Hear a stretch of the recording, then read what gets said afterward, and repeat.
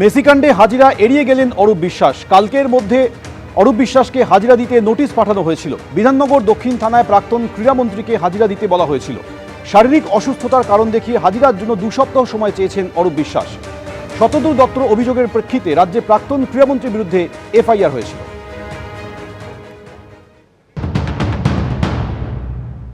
অসুস্থ হয়ে হাসপাতালে ভর্তি হন, এরা তো আমরা প্রায়ই দেখেছি। 15 বছর ধরে যেই দুর্নীতি করেছে, মানুষের টাকা চুরি করেছে, শিক্ষক শিক্ষিকার চাকরি চুরি করে পথে বসিয়ে দিয়েছে, তাদেরকে যখন সিবিআই ধরতে গেছে তখন তারা উডবার্ন ওয়ার্ডে ভর্তি হয়ে গেছে।